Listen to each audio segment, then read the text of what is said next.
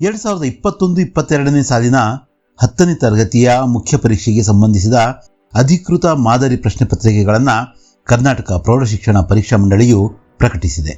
ನಿನ್ನೆಯ ವಿಡಿಯೋ ಪಾಠದಲ್ಲಿ ಈ ಕುರಿತ ವಿಶ್ಲೇಷಣೆಯನ್ನು ಸಹ ಮಾಡಲಾಗಿತ್ತು.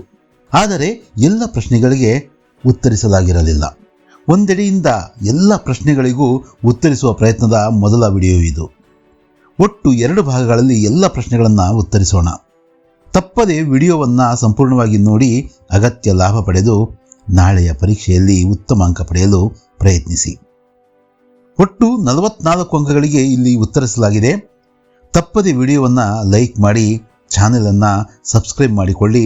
ಈ ಬಗೆಯ ಮಹತ್ವಪೂರ್ಣ ವಿಡಿಯೋ ಪಾಠಗಳು ಸಮಯ ಸಂದರ್ಭಕ್ಕೆ ತಕ್ಕಂತೆ ಇಲ್ಲಿ ಲಭ್ಯವಿರುತ್ತವೆ. ಇದರಿಂದ ನಿಮ್ಮ ಓದು ಸರಾಗವಾಗಲಿದೆ. ನೀವು ಪರೀಕ್ಷೆಯನ್ನು ಆತ್ಮವಿಶ್ವಾಸದೊಂದಿಗೆ ಎದುರಿಸಬಹುದಾಗಿದೆ. ಮೊದಲ ಮುಖ್ಯ ಪ್ರಶ್ನೆಯನ್ನು गमनिसोण. फर्स्ट मेन, निम्नलिखित प्रश्नों के लिए 4 विकल्प सुझाए गए हैं. उनमें से सर्वाधिक उचित विकल्प चुनकर उनके संकेताक्षर सहित पूर्ण रूप से लिखिए. 8 ಅಂಕಗಳಿಗೆ 8 ಪ್ರಶ್ನೆಗಳು, 8 ಸಹ ವ್ಯಾಕರಣಕ್ಕೆ ಸಂಬಂಧಪಟ್ಟಂತಹ ಪ್ರಶ್ನೆಗಳು. ಇಲ್ಲಿ 4 ಆಪ್ಷನ್ ಇದ್ದಾವೆ. ಒಂದು ಸರಿಯಾದ ಉತ್ತರವನ್ನು ಕಂಡು ನಾವೇನು ಮಾಡಬೇಕು, ಉತ್ತರಿಸಬೇಕು. ಮೊದಲನೆಯ ಪ್ರಶ್ನೆಯನ್ನು ನೋಡಿ. बड़ा शब्द का विलोम रूप है ए मोटा, बी छोटा, सी पतला, डी लंबा. बड़ा ಆಪೋಸಿಟ್ ವರ್ಡ್ ಯಾವುದು? ಛೋಟಾ. ಛೋಟಾ ಸರಿಯಾದ ಉತ್ತರ. ಎರಡನೇ ಪ್ರಶ್ನೆಯನ್ನು ನಾವು ನೋಡೋದಾದ್ರೆ, ಬಹನ್ ಶಬ್ದ ಕಾ ಪುಲ್ಲಿಂಗ ರೂಪ ಹೈ. ಬಹನ್ ಅಂದ್ರೆ ಸಹೋದರಿ, ತಂಗಿ ಅಥವಾ ಅಕ್ಕ ಅಂತ. ಇದರ ಪುಲ್ಲಿಂಗ ರೂಪ ಯಾವುದು? ಬೇಟಿ ಅಂದ್ರೆ ಮಗಳು, ಬಿ ಮಾ ಅಂದ್ರೆ ತಾಯಿ, ಸಿ ಶ್ರೀಮತಿ ಅಂದ್ರೆ ನಿಮಗೆ ಗೊತ್ತು ಶ್ರೀಮತಿ ಅಂತ, ಡಿ ಭಾಯಿ. ಬಹನ್ ಉಸ್ಕಾ ಪುಲ್ಲಿಂಗ ರೂಪ ಹೈ ಭಾಯಿ. ಮೂರನೆಯ ಪ್ರಶ್ನೆ, ನಿಮ್ನಲಿಖಿತ में से बहुवचन ಶಬ್ದ है. ನೋಡಿದ ತಕ್ಷಣನೇ ಉತ್ತರ ಕಂಡುಹಿಡ್ಕೋಬಹುದು. ಬಚ್ಚಾ, ಗಲಿ, ಕೇಲ. ಎ, ಬಿ ಮತ್ತು ಡಿ ಸಿಂಗುಲರ್ ಅಂದ್ರೆ ಏಕವಚನ ಶಬ್ದಗಳಾದ್ರೆ, ಸಿ ಪ್ರತಿಯ ಬಹುವಚನ ಸೂಚಿಸುವ ಒಂದು ಶಬ್ದ. ಸಿ ಪ್ರತಿಯ ಸಹಿ ಉತ್ತರ है. 4ನೇ ಪ್ರಶ್ನೆಯನ್ನ ನೋಡೋಣ. निम्नलिखित में से प्रथम प्रेरणार्थक क्रिया रूप है. पढ़, पढ़ाना, पढ़वाना. प्रथम प्रेरणार्थक क्रिया रूप ये पढ़ाना आगुत्ते. माता पिता शब्द में समास है. 5ನೇ ಪ್ರಶ್ನೆ, ಮಾತಾ ಪಿತಾ ಶಬ್ದದ ಸಮಾಸ ಯಾವುದು ಅಂತ ಕೇಳಿದರೆ, ಇಲ್ಲಿ ಎ ದ್ವಿಗು, ಬಿ ತತ್ಪುರುಷ, ಸಿ ದ್ವಂದ್ವ, ಡಿ ಅವ್ಯಯಿ ಭಾವ್ ಅಂತ ಇದೆ. ಆದರೆ ಸರಿಯಾದ ಉತ್ತರ ದ್ವಂದ್ವ. ಮಾತಾ ಔರ್ ಪಿತಾ ದ್ವಂದ್ವ ಸಮಾಸ है. ಸಂಗ್ರಹಾಲಯ ಶಬ್ದ ಮೇ ಸಂಧಿ है. ಸಂಗ್ರಹಾಲಯ ಈ ಶಬ್ದದಲ್ಲಿರ್ತಕ್ಕಂತಹ ಸಂಧಿ ಯಾವುದು?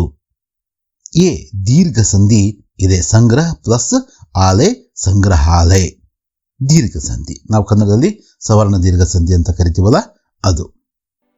7ನೆಯ ಒಂದು ಪ್ರಶ್ನೆಯನ್ನು ನಾವು ನೋಡೋದಾದ್ರೆ, ಮೇರೆ ಪಾಸ್ ಬಹುತ್ ಸೆ ಪಶು ಪಕ್ಷಿ ಹೇ. ಡಿ ಸೇ ಸರಿಯಾದ ಉತ್ತರ.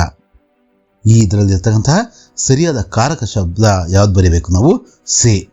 ಬಹುತ್ ನೇ ಆಗಲ್ಲ, ಬಹುತ್ ಕೋ ಆಗಲ್ಲ, ಬಹುತ್ ಮೇ ಆಗಲ್ಲ. ಬಹುತ್ ಸೇ, ಮೇರೆ ಪಾಸ್ ಬಹುತ್ ಸೇ ಪಶು ಪಕ್ಷಿ ಹೈ. ಡಿ से राइट आंसर.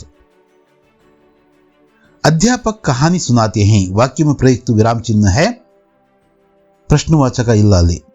बी पूर्ण विराम, सी अल्प विराम, डी अर्ध विराम.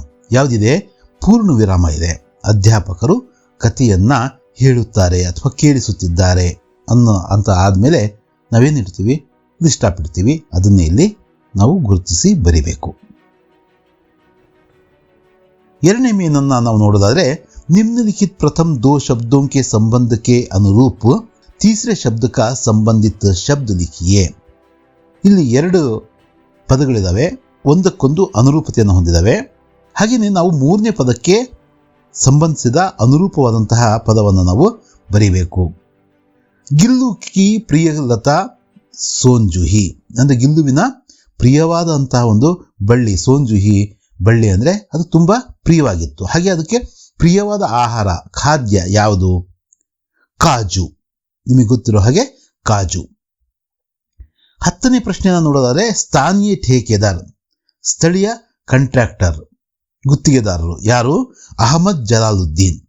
ಅಖಬಾರೋಂಕೆ ವಿತರಕ್, ಪತ್ರಿಕೆಗಳನ್ನು ರಾಮೇಶ್ವರಂನಲ್ಲಿ ಪತ್ರಿಕೆಗಳನ್ನು ಹಂಚತಕ್ಕಂತಹ ಕಲಾಂ ಅವರ ಏನಂತಾರೆ ಚಚೇರೆ ಭಾಯಿ ಅಂದರೆ ಚಿಕ್ಕ ದೊಡ್ಡಪ್ಪರ ಮಕ್ಕಳು, ದಾಯಾದಿ. ಅವರ ಹೆಸರೇನು? ಶಂಸುದ್ದೀನ್. ಸ್ಥಾನೀಯ ಠೇಕೆದಾರ್ ಅಹಮದ್ ಜಲಾಲುದ್ದೀನ್, ಅಖಬಾರೋಂಕೆ ವಿತರಕ್ ಶಂಸುದ್ದೀನ್. 11ನೇ ಪ್ರಶ್ನೆಯನ್ನು ನಾವು ಗಮನಿಸೋದಾದ್ರೆ ಎವರೆಸ್ಟ್ ಪರ್ ಚढ़ने वाली पहली महिला ಜುಂಕೆ ತಾಬಿ. ಎವರೆಸ್ಟ್ನ ಮೇಲೆ ಹತ್ತಿರುವ ಮೊದಲ ಮಹಿಳೆ, ಪ್ರಪಂಚದ ಮೊದಲ ಮಹಿಳೆ ಜುಂಕೆ ತಾಬಿ. ಭಾರತೀಯ ಮಹಿಳಾ ಅಂತಂದರೆ ನಾವು ಬಿಚೇಂದ್ರಿ ಪಾಲ್ ಅಂತ ಬರೀಬೇಕಾಗಿತ್ತು. ಎವರೆಸ್ಟ್ ಪರ್ ಚढ़ने वाले ಪಹಲೆ ಪುರುಷ, ಎವರೆಸ್ಟ್ನ ಮೇಲೆ ಆರೋಹಣ ಮಾಡಿರ್ತಕ್ಕಂಥ ಮೊದಲ ವ್ಯಕ್ತಿ ತೇನ್ಜಿಂಗ್ ನೋರ್ಗೆ. ಹಾಗೆಯೇ 12ನೇ ಪ್ರಶ್ನೆಯನ್ನು ನಾವು ಗಮನಿಸೋದಾದ್ರೆ ಬಲ್ಬೀರ್, ಬಲರಾಮನನ್ನ ಬಲ್ಬೀರ್ ಅಂತ ಕರೀತಾರೆ. ಹಾಗೆ ಜಸೋದ ಅಂದರೆ ಯಶೋಧ ಅಂತ ನಾವು ಬರಿಬೇಕು. ನಿಮ್ನಲಿಖಿತ ಪ್ರಶ್ನೋಕ್ಕೆ ಉತ್ತರ ಏಕ್ ಏಕ್ ಪೂರ್ಣ ವಾಕ್ಯ ಮೇ ಲಿಖಿಯೇ. 3ನೇ ಒಂದು ಮೇನ್ನಲ್ಲಿ ಏನು ಕೊಟ್ಟಿದ್ದಾರೆ, ಈ 4 ಪ್ರಶ್ನೆಗಳಿಗೆ ನೀವು ಉತ್ತರವನ್ನು ಪೂರ್ಣ ವಾಕ್ಯದಲ್ಲಿ ಬರೀಬೇಕು. ಆಕ್ಚುಲಿ ನಾವು ಒಂದು ಪದವನ್ನು ನೆನಪಿಟ್ಕೊಂಡ್ರೆ ಸಾಕು, ಅದನ್ನು ಸರಿಯಾಗಿ ಜೋಡಿಸಿದ್ದೇ ಆದರೆ ನಾವು ಸಂಪೂರ್ಣ ವಾಕ್ಯವನ್ನು ನಾವು ಮಾಡ್ಬೋದು. ಇಲ್ಲೇ ಇರ್ತಕ್ಕಂತಹ ವರ್ಡ್ಸ್ನ ಯೂಸ್ ಮಾಡ್ಕೊಂಡು ನಾವು ಒಂದು ಸಂಪೂರ್ಣ ವಾಕ್ಯದಲ್ಲಿ ಉತ್ತರಿಸುವ ಒಂದು ಪ್ರಯತ್ನವನ್ನು ಮಾಡಬಹುದು. ಅಬ್ದುಲ್ ಕಲಾಂ ಜಿ ಬಚ್ಪನ್ ಮೇ ಕಿಸ್ ಘರ್ ಮೇ ರಹತೆ ಥೇ. ಕಿಸ್ ಘರ್ ಮೇ ಅಂತಕ್ಕಂಥ ಒಂದು ಪ್ಲೇಸಲ್ಲಿ ಪುಶ್ತೈನಿ ಘರ್ ಮೇ ಅಂತ ಬರೆದ್ರೆ ಸಾಕು. ಇಡೀ ಉತ್ತರ ವಾಕ್ಯದಲ್ಲಿ, ಸಂಪೂರ್ಣ ವಾಕ್ಯದಲ್ಲಿ ಹೀಗೆ ಬರೀಬಹುದು. ಅಬ್ದುಲ್ ಕಲಾಂ ಜಿ ಬಚ್ಪನ್ ಮೇ ಪುಶ್ತೈನಿ ಘರ್ ಮೇ ರಹತೆ ಥೇ. 14ನೇ ಪ್ರಶ್ನೆ ವಿಜಯಪುರ ನಗರ ಕಾ ಪ್ರಮುಖ ಆಕರ್ಷಕ ಸ್ಥಾನ ಕೌನ್ ಸಾ ಹೈ. ಉತ್ತರ, ಅದಕ್ಕೆ ಉತ್ತರ ಏನು? ವಿಜಯಪುರ ನಗರ ಕಾ ಪ್ರಮುಖ ಆಕರ್ಷಕ ಸ್ಥಾನ ಗೋಲ್ ಗುಂಬಜ್ ಹೈ. ಹಾಗೆ 15ನೇ ಪ್ರಶ್ನೆ ತುಳसीदास जी के अनुसार मुखिया को कैसा होना चाहिए. तुलसीदास जी के अनुसार मुखिया को मुख के समान होना चाहिए. 16ನೇ ಪ್ರಶ್ನೆ समय किसका दिया हुआ अनुपम धन है. समय ईश्वर का दिया हुआ अनुपम धन है, भगवान का दिया हुआ ಅಂತ ಕೂಡ ನಾವು ಬರೀಬಹುದು. ಈಗ 4ನೇ ಮುಖ್ಯ ಪ್ರಶ್ನೆಯನ್ನು ನಾವು ನೋಡೋದಾದ್ರೆ ನಿಮ್ನಲಿಖಿತ ಪ್ರಶ್ನೋಕ್ಕೆ ಉತ್ತರ 2-3 ವಾಕ್ಯೋं में लिखिए. 8 ಪ್ರಶ್ನೆಗಳು, ಒಟ್ಟು 8 ಪ್ರಶ್ನೆಗಳು ಇದಾವೆ. 2 ಅಂಕದ ಪ್ರಶ್ನೆಗಳು, 16 ಅಂಕಗಳಿಗೆ ನಾವು ಉತ್ತರಿಸಬೇಕು. ತುಂಬ ಮಾರ್ಕ್ಸ್ನ ನಾವು ಗಳಿಸ್ಬೇಕಂದ್ರೆ ಈ ಒಂದು 2-3 ವಾಕ್ಯದ, 3-4 ವಾಕ್ಯದ ಹಾಗೂ 4-5 ವಾಕ್ಯದ ಪ್ರಶ್ನೆಗಳಿಗೆ ನಾವು ಉತ್ತರಿಸೋದನ್ನು ನಾವು ಅಭ್ಯಾಸ ಮಾಡಬೇಕು. ಉಳಿದಂಥ ಈ ಒಂದು ಸ್ವಲ್ಪ ಕಾಲಾವಧಿಯಲ್ಲಿ ಈ ಎಲ್ಲ ಪ್ರಶ್ನೆಗಳನ್ನು ತುಂಬ ಸರಳವಾಗಿ ಈ ಪಾಠದಿಂದ ಇಷ್ಟೇ ಪ್ರಶ್ನೆ ಬರ್ತವೆ, ಇವೇ ಪ್ರಶ್ನೆ ಬರ್ತವೆ ಅಂತ ಗುರುತಿಸಿ ಅಭ್ಯಾಸ ಮಾಡಿದ್ದೇ ಆದರೆ ತುಂಬ ಸರಾಗವಾಗಿ, ತುಂಬ ಈಸಿಯಾಗಿ ನಾವು ಮಾರ್ಕ್ಸ್ನ ಗೇನ್ ಮಾಡ್ಬೋದು. ದುಕಾನ್ದಾರ್ನೇ ಲೇಖಕ್ ಸೆ ಕ್ಯಾ ಕಹಾ. ಕಾಶ್ಮೀರಿ ಸೇಬ್ ಪಾಠದಿಂದ ಕೇಳಿರ್ತಕ್ಕಂಥ ಪ್ರಶ್ನೆ ಇದು. 17ನೇ ಪ್ರಶ್ನೆ. दुकानदार ने लेखक से कहा कि बाबूजी बड़े मज़ेदार सेब आए हैं, खास कश्मीर के, आप ले जाएं, तबीयत खुश हो जाएगी. ಆ ಹಣ್ಣಿನ ಅಂಗಡಿಯವನು ಲೇಖಕರಾದಂತಹ ನಮ್ಮ ಪ್ರೇಮ್ಚಂದ್ ಹೇಳ್ತಾನೆ, ಬಾಬೂಜಿ ಅವರೇ ತುಂಬ ಮಜವಾದ ಸೇಬೆ ಹಣ್ಣುಗಳು ಬಂದಿದ್ದಾವೆ, ಕಾಶ್ಮೀರದಿಂದ ಬಂದಿದ್ದಾವೆ, ನೀವು ತಗೊಂಡೋಗಿ ತಿನ್ನಿರಿ, ಸ್ವಾದಭರಿತ ರಸಭರಿತ ಹಣ್ಣುಗಳು ತಿನ್ನೋದ್ರಿಂದ ನಿಮಗೆ ತುಂಬ ಮನಸ್ಸಿಗೆ ಖುಷಿ ಆಗುತ್ತೆ ಅಂತ ಆತ ಲೇಖಕರಿಗೆ ಹೇಳ್ತಾನೆ.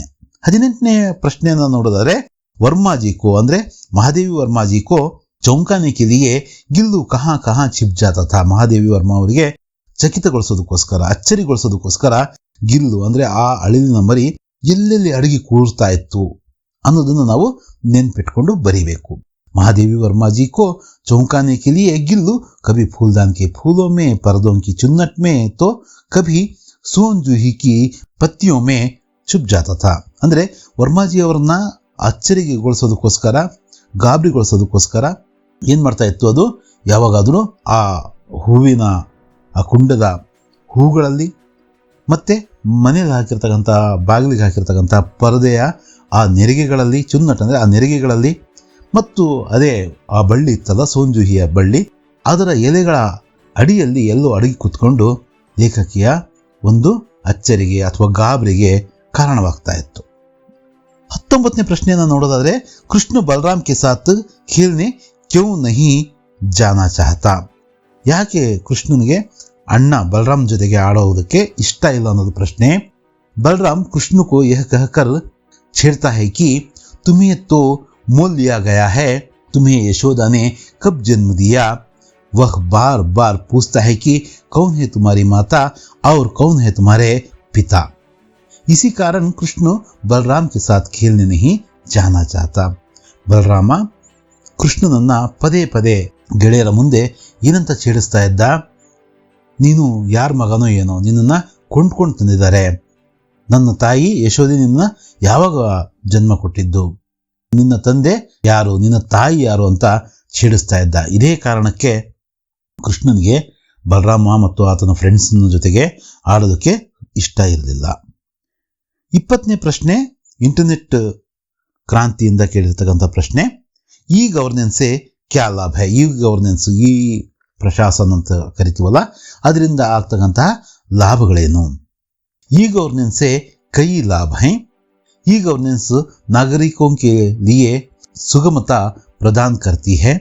इसके माध्यम से कम समय, ऊर्जा और पैसा खर्च किए सूचना को हम प्राप्त कर सकते हैं. ಈ ಗವರ್ನೆನ್ಸ್ನಿಂದ ಗೌರ್ಮೆಂಟ್ ಅಂದರೆ ನಮ್ಮ ಪ್ರಜಾಪ್ರಭುತ್ವದಲ್ಲಿರ್ತಕ್ಕಂಥ ಸರ್ಕಾರ, ಅದರ ನೀತಿ ರೀತಿಗಳು, ಅದರ ವಿಧಾನಗಳು, ಅದರ ಸಾಕಷ್ಟು ಆದೇಶಗಳನ್ನು, ಅದರ ಕೆಲಸ ಕಾರ್ಯಗಳನ್ನು ನಾವು ತುಂಬ ಕಡಿಮೆ ಖರ್ಚಲ್ಲಿ ಅಥವಾ ಖರ್ಚಿಲ್ಲದೇ ಸಮಯವನ್ನು ಉಳಿಸಿ, ನಮ್ಮ ಶಕ್ತಿಯನ್ನು ಉಳಿಸಿ, ಹಣವನ್ನು ಉಳಿಸಿ ತುಂಬ ಈಸಿಯಾಗಿ ಆ ಸೂಚನೆಗಳನ್ನು ನಾವು ಪಡ್ಕೋಬಹುದು. ಸರ್ಕಾರಕ್ಕೆ ಸಂಬಂಧಪಟ್ಟಂತಹ ಪೋರ್ಟಲ್ಗಳಿಂದ ಆ ಸೂಚನೆಗಳನ್ನು ನಾವು ತಗೋಬಹುದು.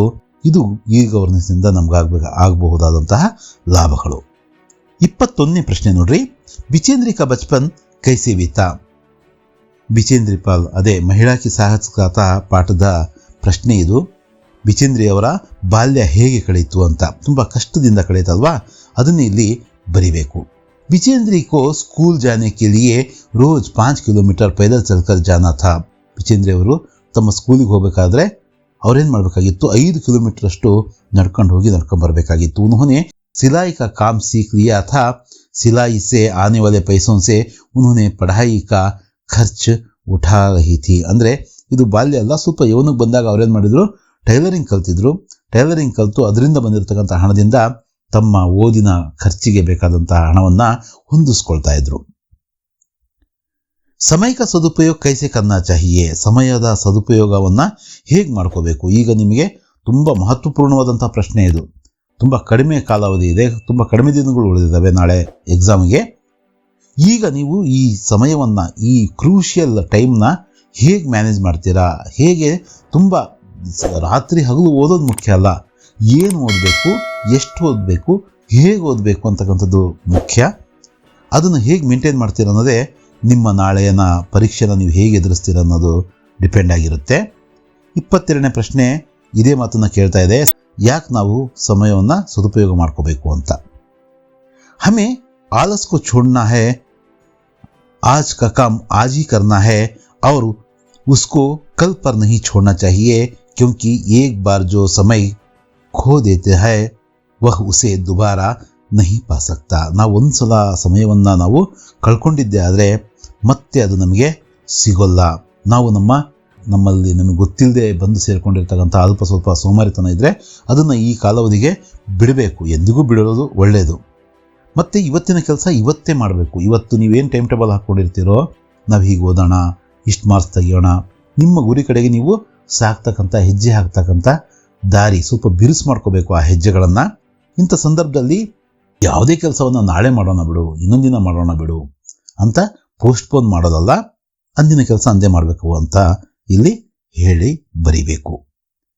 ಇನ್ನು ನಾನ್ ಡಿಟೇಲಿಂದ ಕೇಳಿರ್ತಕ್ಕಂಥ ಪ್ರಶ್ನೆಗಳು ಇವು 23 ಮತ್ತು 24. ಇಲ್ಲಿ ನಮಗೆ ತಲಾ 2 ಪ್ರಶ್ನೆಗಳನ್ನು ಕೇಳಿದ್ದಾರೆ. ಇದರಲ್ಲಿ 2ರಲ್ಲಿ ಒಂದನ್ನು ನಾವು ಆಯ್ಕೆ ಮಾಡಿ ಬರಿಬೇಕು. ಶನಿ ಸಬ್ಸೆ ಸುಂದರ ಗ್ರಹದಿಂದ 2 ಪ್ರಶ್ನೆ, ಹಾಗೆ ಸತ್ಯಿಕ ಮಹಿಮಾದಿಂದ 2 ಪ್ರಶ್ನೆ. ಒಂದೊಂದು ಪ್ರಶ್ನೆಯನ್ನು ನಾವು ಆಯ್ಕೆ ಮಾಡಿಕೊಂಡು ಬರಿಬೇಕು. ಶನಿ ಕಾ ವಾಯುಮಂಡಲ್ ಕೈಸೆ ಬನಾ ಹೈ. शनि का वायुमंडल हाइड्रोजन, हीलियम, मीथेन तथा एमोनिया गैसों से बना है. ಶನಿಯ ವಾಯುಮಂಡಲ ಹೈಡ್ರೋಜನ್, ಹೀಲಿಯಂ, ಮೀಥೇನ್ ಮತ್ತು ಎಮೋನಿಯಾ ಗ್ಯಾಸ್ಗಳಿಂದ ಮಾಡಲ್ಪಟ್ಟಿದೆ. ಇನ್ನೊಂದು ಪ್ರಶ್ನೆ ಇದೆ ನೋಡ್ರಿ, ಅಥವಾ ಅಂತ, ಅದಕ್ಕೂ ಉತ್ತರ ಬರೆಯೋಣಂತೆ. ಶನಿ ಸೌರಮಂಡಲ का सर्वाधिक सुंदर ग्रह है कैसे? ಶನಿ ಈ ಸೌರವ್ಯೂಹದ ಅತ್ಯಂತ ಸುಂದರ ಗ್ರಹ ಹೇಗೆ ಹೇಳ್ರಿ ಅಂತ ಕೇಳಿದ್ದಾರೆ. शनि ग्रह के चारों ओर वलय दिखाई देता है. प्रकृति ने इस ग्रह को हार के रूप में वलय दिया है. इन वलयों के कारण ही शनि सुंदर व मनोहर ग्रह माना जाता है. ಪ್ರಕೃತಿನೇ ವಲಯವನ್ನ, ಈ ಬಳೆಯನ್ನ ಒಂದು ತೊಡಿಸಿದ ರೀತಿಯಲ್ಲಿ, ಹಾರವನ್ನು ಹಾಕಿದ ರೀತಿಯಲ್ಲಿ ಅದು ನಿರ್ಮಾಣ ಆಗಿದೆ ಶನಿ ಗ್ರಹ. ಈ ವಲಯಗಳ ಕಾರಣದಿಂದನೇ, ಈ ಬಳೆಯ ಕಾರಣದಿಂದನೇ ಶನಿ ಅತ್ಯಂತ ಸುಂದರವಾಗಿ, ಮನೋಹರವಾಗಿ ಗೋಚರಿಸುತ್ತೆ ನಮಗೆ. 24ನೇ ಪ್ರಶ್ನೆ, संसार के महान व्यक्तियों ने सत्य का सहारा लिया है, सोदाहरण समझाइए. संसार के महान व्यक्तियों ने सत्य का सहारा लिया है, जैसे महात्मा गांधी जी, सत्य हरिश्चंद्र, दशरथ आदि ने सत्य का सहारा लेकर ही अपने जीवन यापन किया था. ಈ ರೀತಿ ನಾವು ಅವರ ಹೆಸರುಗಳನ್ನು ಹಾಕಿ, ಅವರ ಹೆಸರುಗಳನ್ನು ಬರೆದು ನಾವು ಈ ಒಂದು ಮಹಾನ್ ಪುರುಷರು ಹೇಗೆ ಸತ್ಯವನ್ನ ಅನುಸರಿಸಿ ತುಂಬಾ ದೊಡ್ಡ ಸಾಧನೆಯನ್ನ ಮಾಡಿದ್ರು ಅಂತಕ್ಕಂಥದ್ದನ್ನ ಬರಿಬೇಕು. ಶಾಸ್ತ್ರ ಮೇ ಸತ್ಯ ಬೋಲ್ನೆ ಕಾ ತರೀಕಾ ಕೈಸೆ ಸಮಜಾಯ ಗಯಾ ಹೈ. ಇನ್ನೊಂದು ಪ್ರಶ್ನೆ ಏನಿದೆ, ಇದೇ ಸತ್ಯಕ್ಕೆ ಮಹಿಮಾ ಪಾಠದ ಶಾಸ್ತ್ರಗಳಲ್ಲಿ ಸತ್ಯವನ್ನ ಹೇಳುವ ರೀತಿಯನ್ನ ಹೇಳಿದ್ದಾರೆ, ಹೇಗೆ ಹೇಳಿದ್ದಾರೆ ಅಂತಕ್ಕಂಥದ್ದು ಪ್ರಶ್ನೆ. सत्यम ब्रूयत प्रियम ब्रूयत ना ब्रूयत सत्यम ब्रूयत, अर्थात सच बोलो जो दूसरों को प्रिय लगे, अप्रिय सत्य मत बोलो. ಈ ಸಂಸ್ಕೃತ ಶ್ಲೋಕದ ಅರ್ಥ ಏನಂದ್ರೆ, ಸತ್ಯವನ್ನ ಹೇಳಿ, ಆ ಸತ್ಯ ಹೇಗಿರ್ಬೇಕಂದ್ರೆ ಇನ್ನೊಬ್ಬರಿಗೆ ಇಷ್ಟ ಆಗಬೇಕು, ಆ ರೀತಿಯ ಸತ್ಯವನ್ನ ಹೇಳಿ.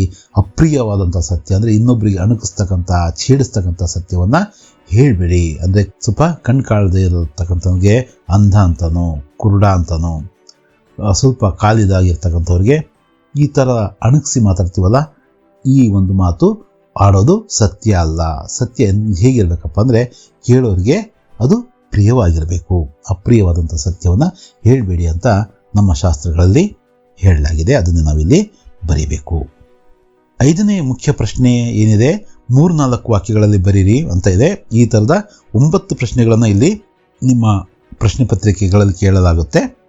ಈ ಒಂದು ಮೊದಲ ಭಾಗದಲ್ಲಿ 4 ಪ್ರಶ್ನೆಗಳಿಗೆ ನಾವು ಉತ್ತರಿಸೋಣ. 29ನೇ ಪ್ರಶ್ನೆಯಿಂದ ಮುಂದಿನ ಪ್ರಶ್ನೆಗಳನ್ನು ನಾವು ಪಾರ್ಟ್ 2 ಅಲ್ಲಿ, ಅಂದರೆ 2ನೇ ಭಾಗದಲ್ಲಿ ನಾವು ಉತ್ತರಿಸುವ ಒಂದು ಪ್ರಯತ್ನವನ್ನು ಮಾಡೋಣ. 25ನೇ ಪ್ರಶ್ನೆಯನ್ನು ನೋಡಿ. ಕಾಶ್ಮೀರಿ ಸೇಬ್ ಪಾಠ ಕಾ ಆಶಯ ಕ್ಯಾ ಹೈ ಸ್ಪಷ್ಟ ಕೀಜಿಯೇ. ಕಾಶ್ಮೀರಿ ಸೇಬ್ ಪಾಠದ ಆಶಯವೇನು ಸ್ಪಷ್ಟಗೊಳಿಸಿ. ಕಾಶ್ಮೀರಿ ಸೇಬ್ ಪಾಠ से हमें यह सीख मिलती है कि हमें बाजार में खरीदारी करते समय सावधान रहना चाहिए, नहीं तो हमें धोखा खाने की संभावना होती है. ನಾವು ಕಾಶ್ಮೀರಿ ಸೇಬ್ ಪಾಠದಿಂದ ಏನು ಕಲಿಬಹುದು, ಅದರ ಆಶಯವೇನು ಅಂದರೆ, ಅದರ ಆಶಯ ಇಷ್ಟೇ: ನಾವು ಸಂತೆಯಲ್ಲಿ ಅಥವಾ ಮಾರ್ಕೆಟಲ್ಲಿ ಅಥವಾ ಆನ್ಲೈನ್ ಪೋರ್ಟಲ್ಗಳಲ್ಲಿ, ಆನ್ಲೈನ್ ಸೈಟ್ಗಳಲ್ಲಿ ಏನನ್ನ ಕೊಂಡ್ಕೋಬೇಕಾದ್ರೆ ಸ್ವಲ್ಪ ನಾವು ಎಚ್ಚರಿಕೆಯಿಂದ, ಜಾಗೃತಿಯಿಂದ ವರ್ತಿಸುವುದು ಮುಖ್ಯ. ನಾವು ಜಾಗರೂಕರಾದರೆ ಅಲ್ಲಿ ಆಗ್ತಕ್ಕಂತಹ ಮೋಸದಿಂದ ನಾವೇನಾಗ್ಬೋದು, ಉಳಿಬಹುದು. ಇದು ಕಾಶ್ಮೀರಿ ಸೇಬ್ ಪಾಠದ ಆಶಯ.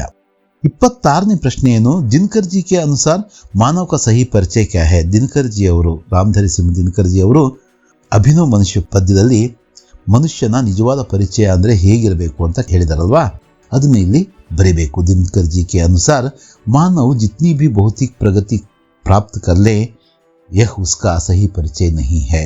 उसका सही परिचय यह है कि वह हृदय पर जीत प्राप्त करें तथा मानव से मानव के बीच जो रुकावटें, द्वेष, दूरियां हैं, उन्हें मिटाएं. यही मानव का सही ಪರಿಚಯ है. ಮನುಷ್ಯನ ನಿಜವಾದ ಪರಿಚಯ ಯಾವುದಪ್ಪ ಅಂದರೆ, ಅವನು ಭೌತಿಕವಾಗಿ, ಲೌಕಿಕವಾಗಿ ಎಷ್ಟೋ ಪ್ರಗತಿಯನ್ನು ಕಾಣ್ತಾನಲ್ಲ, ಯಾಂತ್ರಿಕವಾದಂತಹ ಜೀವನದಲ್ಲಿ ಅದು ಪ್ರಗತಿಯಲ್ಲ. ನಿಜವಾದ ಪ್ರಗತಿ ಯಾವುದು? ನಿಜವಾದ ಒಂದು ಜ್ಞಾನಿಯಾದಂಥ ಮನುಷ್ಯ ಏನಪ್ಪ ಅಂದರೆ, ಅವನು ಮನುಷ್ಯರ ಮಧ್ಯದಲ್ಲಿರ್ತಕ್ಕಂಥ ಅಡ್ಡಗೋಡೆಗಳನ್ನು ಅವನೇನು ಮಾಡಬೇಕು, ಅದನ್ನು ಮುರಿಬೇಕು, ಅದನ್ನು ದಾಟಬೇಕು. ನಮ್ಮಲ್ಲಿರ್ತಕ್ಕಂಥ ದ್ವೇಷ, ಪರಸ್ಪರ ಇರ್ತಕ್ಕಂಥ ಅವಿಶ್ವಾಸ, ಇದನ್ನು ನಾವು ದೂರ ಮಾಡಿ ಪರಸ್ಪರ ಪ್ರೀತಿ ವಿಶ್ವಾಸವನ್ನು ಗಳಿಸೋದು ನಿಜವಾದ ಮನುಷ್ಯನ ನಿಜವಾದ ಪರಿಚಯ ಅಂತ ಶ್ರೀ ರಾಮಧಾರಿ ಸಿಂಹ ದಿನಕರ್ ಅವರು ಅಭಿನವ ಮನುಷ್ಯದಲ್ಲಿ ಹೇಳಿದ್ದಾರೆ. ಅದನ್ನೇ ಇಲ್ಲಿ ಬರೀಬೇಕು ನಿಮ್ಮ 26ನೇ ಪ್ರಶ್ನೆಗೆ ಉತ್ತರವಾಗಿ. 27ನೇ ಪ್ರಶ್ನೆಯನ್ನು ನಾವು ನೋಡೋದಾದ್ರೆ, ಜೈನುಲ್ ಅಬ್ದೀನ್ ನಮಾಜ್ ಕೆ ಬಾರೆ ಮೇ ಕ್ಯಾ ಕಹತೆ ಹೈ.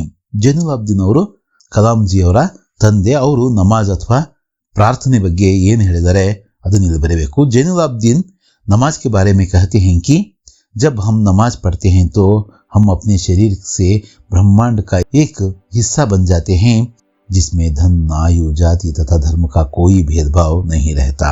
ಜೈನುಲ್ ಅಬ್ದೀನ್ ಅವರು ಪ್ರಾರ್ಥನೆ ಅಥವಾ ನಾವು ಮಾಡ್ತಕ್ಕಂತಹ ಒಂದು ಧ್ಯಾನ ಅಥವಾ ನಮಾಜ್ ಬಗ್ಗೆ ಏನು ಹೇಳ್ತಾರಪ್ಪ ಅಂದರೆ, ನಾವು ನಮಾಜ್ ಮಾಡಬೇಕಾದ್ರೆ ನಮ್ಮ ಶರೀರಕ್ಕಷ್ಟೇ ಸೀಮಿತಗೊಳ್ಳದೆ ನಾವು ಬ್ರಹ್ಮಾಂಡದ ಒಂದು ಭಾಗ ಆಗ್ತೀವಿ. ಬ್ರಹ್ಮಾಂಡದ ಭಾಗ ಆಗಬೇಕಂದ್ರೆ ನಾವು ನಮ್ಮ ಸಂಕುಚಿತತೆಯಿಂದ ಹೊರಬಂದು ಈ ಪರಿಸರದ ಒಂದು ಅಂಗ ಆಗ್ತೀವಿ.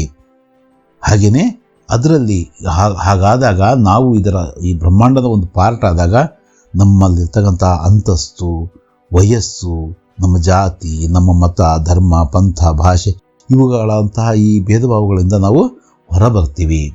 ನಿಜವಾದ ಪ್ರಾರ್ಥನೆ, ನಿಜವಾದ ಧ್ಯಾನ, ನಿಜವಾದ ದೇವರ ಒಂದು ಸ್ಮರಣೆಯಿಂದ ನಾವೇನಾಗ್ತೀವಿ, ಒಂದು ವಿಶ್ವದ ಒಂದು ಬ್ರಹ್ಮಾಂಡದ ಒಂದು ಭಾಗ ಆಗ್ತೀವಿ ಅಂತ ಜೈನುಲ್ ಅಬ್ದೀನ್ ಅವರು ತನ್ನ ಮಗನಾದಂತಹ ಕಲಾಂಜಿ ಅವರಿಗೆ ಹೇಳಿದ್ರಂತೆ. पंडित राजकिशोर के मानवीय व्यवहार का परिचय दीजिए. 28ನೇ ಪ್ರಶ್ನೆಯನ್ನು, पंडित राजकिशोर गरीब मजदूरों के नेता थे जो मजदूरों के दुख दर्द में उनकी सहायता करते थे. वे बहुत दयालु थे क्योंकि जब बसंत उनसे कोई चीज खरीदने को कहता है तो आवश्यकता ना होने पर भी छलनी खरीदते हैं. छुट्टा ना होने पर बसंत को 1 रुपया का नोट देते हैं. जब बसंत की मोटर दुर्घटना के बारे में सुनते हैं तो उसे मिलने उसके घर जाते हैं और उसका इलाज करवाते हैं. पंडित राजकिशोर ಅವರು ನಿಜವಾಗ್ಲೂ ಕೂಡ ಅವರ ಮಾನವೀಯ ವ್ಯವಹಾರ, ಅವರ ಮನುಷ್ಯತ್ವ ದೊಡ್ಡದು. ಅದನ್ನೇ ನಾವಿಲ್ಲಿ ಬರಿಬೇಕು. ಅವರು ಕಾರ್ಮಿಕರ ಮುಖಂಡರಾಗಿದ್ದರು. ಅಂದರೆ ಬಡವರ, ದಲಿತರ ಕಷ್ಟಗಳಿಗೆ ಸ್ಪಂದಿಸ್ತಕ್ಕಂಥ ಮನಸ್ಸು ಅವರಿಗಿತ್ತು. ತುಂಬ ದಯಾಳು ಅವರು, ಕರುಣಾಮಯಿ. ಹಾಗೆಯೇ ಅವರು ಬಸಂತ್ ಒತ್ತಾಯ ಮಾಡಿದ್ರಿಂದ ತಮಗೆ ಬೇಕಿಲ್ಲದೆ ಇರತಕ್ಕಂತಹ ಒಂದು ವಸ್ತುವನ್ನು ಅವರೇನು ಮಾಡ್ತಾರೆ, ಆತನಿಂದ ಛಲನಿ ಅಂತೀವಲ್ಲ ಅದನ್ನು ಕೊಂಡ್ಕೊಳ್ತಾರೆ. ಚಿಲ್ಲರೆ ಇರಲ್ಲ, ಅವ್ರು ಆ ಮಗುವಿಗೆ ಕೊಡಬೇಕಾದಂತಹ ಚಿಲ್ಲರೆ ಇರಲ್ಲ. ಆಗ ಏನು ಮಾಡ್ತಾರೆ, 1 ರೂಪಾಯಿ ನೋಟನ್ನು ಕೊಟ್ಟು ಸರಿಯಪ್ಪ ಚಿಲ್ಲರೆ ತೊಗೊಂಬ ಹೋಗು ಅಂತ ಕಳಿಸ್ತಾರೆ. ಆ ಕಾಲಕ್ಕೆ 1 ರೂಪಾಯಿ ತುಂಬ ದೊಡ್ಡ ಮೊತ್ತ. ಬಸಂತು ಟೈಮಿಗೆ ಸರಿಯಾಗಿ ಬರಲ್ಲ, ಹೋದ್ರೆ ಹೋಗ್ಲಿ ಬಿಡು ಅಂತೇಳ್ಬಿಟ್ಟು ಮನೆಗೆ ಹೋಗ್ತಾರೆ. ಆದರೆ ಅವ್ರಿಗೆ ಏನು ಗೊತ್ತಾಗುತ್ತೆ, ಒಂದು ದುರ್ಘಟನೆಯಲ್ಲಿ, ಒಂದು ಅವಘಡದಲ್ಲಿ, ದುರಂತದಲ್ಲಿ ಆತನ ಕಾಲಿಗೆ ಪೆಟ್ಟಾಗಿದೆ ಅಂತ ಗೊತ್ತಾದ ತಕ್ಷಣ ಆತನ ಮನೆಗೆ ಹೋಗಿ ಕಾಣೋದಕ್ಕೆ ಹೊರಡ್ತಾರೆ ಬಸಂತನ ತಮ್ಮ ಪ್ರತಾಪ್ ಜೊತೆಗೆ. ಹಾಗೂ ತಮ್ಮ ಸ್ವಂತ ಖರ್ಚಿಂದ ಆತನ ಚಿಕಿತ್ಸೆಗೆ ದುಡ್ಡನ್ನು ಹೊಂದಿಸ್ತಾರೆ, ಡಾಕ್ಟರ್ನ ಕರೆಸ್ತಾರೆ. ಇದು ಎಲ್ಲವೂ ಕೂಡ ಪಂಡಿತ್ ರಾಜಕಿಶೋರ್ ಅವರ ಮಾನವೀಯ ಗುಣಗಳನ್ನು ನಮಗೆ ಪರಿಚಯಿಸುತ್ತೆ. ಆ ಬಸಂತ್ ಕಿ ಸಚ್ಚಾಯಿ ಪಾಠ, ಆ ವಿವರಣೆಯನ್ನು ನಾವಿಲ್ಲಿ ಕೊಡಬೇಕು. ಮುಂದಿನ 29ನೇ ಪ್ರಶ್ನೆಯಿಂದ 38ನೇ ಪ್ರಶ್ನೆವರೆಗೂ, ಅಂದರೆ 10 ಪ್ರಶ್ನೆಗಳು ಉಳಿದವು. ಇನ್ನು 36 ಅಂಕಗಳಿಗೆ 2ನೇ ಭಾಗದಲ್ಲಿ ನಾವು ಅದನ್ನು ಮಾತಾಡೋಣ. ಸದ್ಯದಲ್ಲೇ ಇಂದು ಅಥವಾ ನಾಳೆ ಒಳಗಡೆ ಆ ಪಾರ್ಟ್ ಕೂಡ ಬರುತ್ತೆ ನಿಮ್ಮ ಎದುರಿಗೆ. ನೀವು ಇನ್ನೂ ನಮ್ಮ ಹಿಂದಿ ಕ್ಲಾಸ್ಗೆ ಸಬ್ಸ್ಕ್ರೈಬ್ ಮಾಡ್ಕೊಳ್ಳದೇ ಇದ್ದರೆ ಸಬ್ಸ್ಕ್ರೈಬ್ ಮಾಡಿ. ಇದನ್ನು ಇನ್ನೂ ಜಾಸ್ತಿ ಜನಕ್ಕೆ ತಲುಪಿಸ್ಬೇಕಂದ್ರೆ ನೀವು ತಪ್ಪದೆ ಇದನ್ನು ಶೇರ್ ಮಾಡಿ. ಈ ವಿಡಿಯೋವನ್ನು ಇಷ್ಟ ಆಗಿದ್ರೆ ಲೈಕ್ ಮಾಡಿ. ಧನ್ಯವಾದಗಳು.